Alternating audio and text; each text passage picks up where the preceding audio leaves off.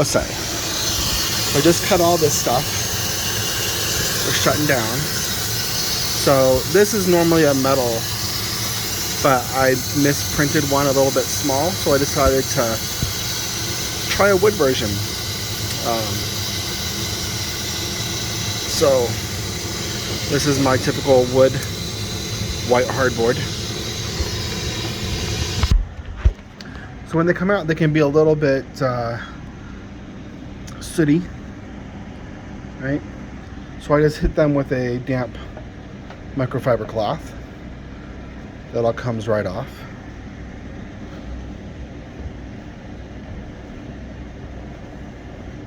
Don't use it too wet. The white coating can peel off the brown fiberboard underneath. So just damp. All right. Here's a before and after of wiping a 3-inch one I just made. So next we'll go in and set up the paper.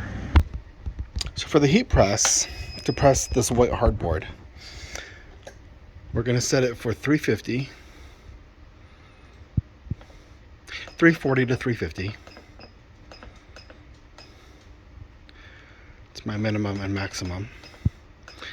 And 120 seconds.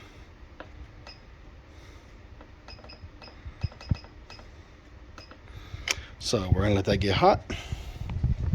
So what we have here is about a 9 1/4 to 9 1/2 inch print. It should have been 10 1/4. However, there was white area around it. So when I resized it to 10 1/4, that brought the image in and made it too small for my metal spinner. So I just made a wooden, same shape. And we're gonna sub this on there where it fits. So as you see, it barely fits still, but it did cover. So I'm just gonna use a couple pieces of tape. Doesn't take a lot. So your white coating is going down onto your print. Just need enough tape to keep it in place. I usually just do 4 pieces. Nothing crazy. And then in a minute, our heat press will be ready, and we'll try that. While I'm at it, I'm going to do a 3-inch. These are metal 3-inch. However, they don't bend like the larger ones. So I was thinking, what's the point? I can just use whiteboard and save the expense, because these guys aren't cheap. So I trimmed a front and a back off. All right, and that one is ready to go sub as well. So I've got some glasses over there. I can't open this all the way. However, we've got paper down on our bed.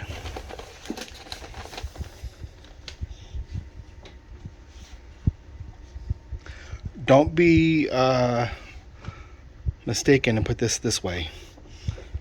Paper up, always.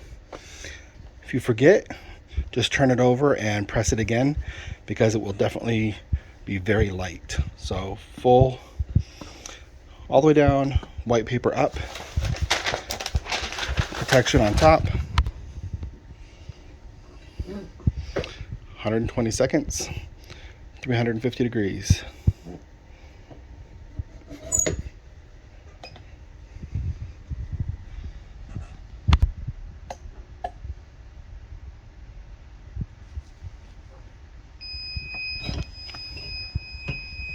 All right, it's going to be hot.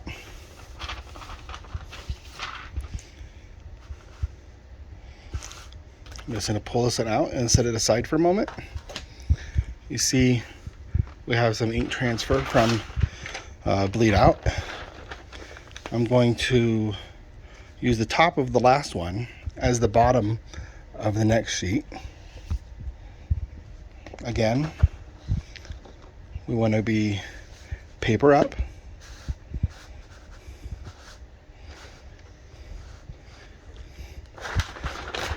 Protective sheet And another 120 seconds. That's just for the next one. This guy, we're going to peel.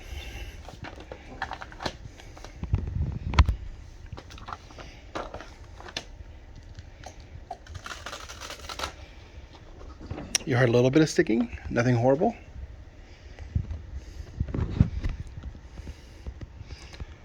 This is our result. We have a little bit of paper sticking. I can hit that with a damp cloth. Should come right off.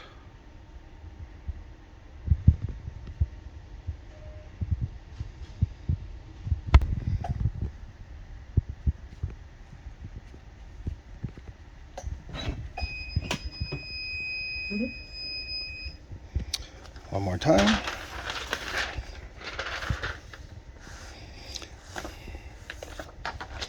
Now for these little guys, the back of this doesn't really sub, so I'm just going to set this small one on.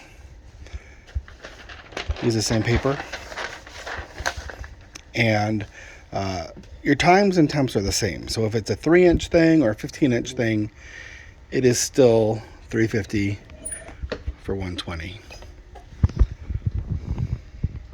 All right, second big one is peeled. Got a little bit of residue. 400 for 60 seconds, and the paper is almost not removable. You have to soak a wet cloth and let it sit on top of here, and then buff that wet paper 5 minutes later off. And then if your whiteboard manages to survive without wrinkling up, when the water dries, your whole thing is kind of hazy, not glossy like this, and then you have to put a clear coat on it to restore that. So $3.50 for 120 is the definite answer here. And our little guys are done too. And I'm done for the night, so shut that guy off.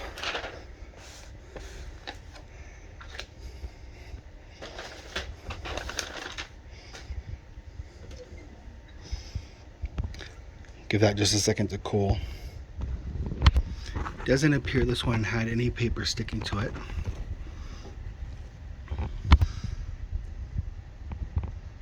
Maybe a tiny little bit right there on the corner. So this is the damp cloth I wiped it with earlier. It's not really very wet.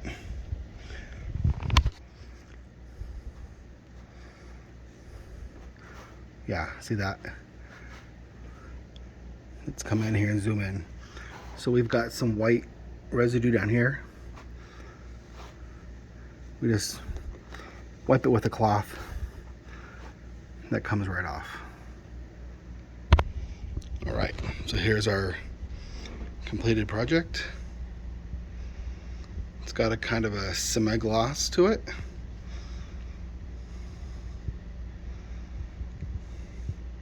And the back is this brown.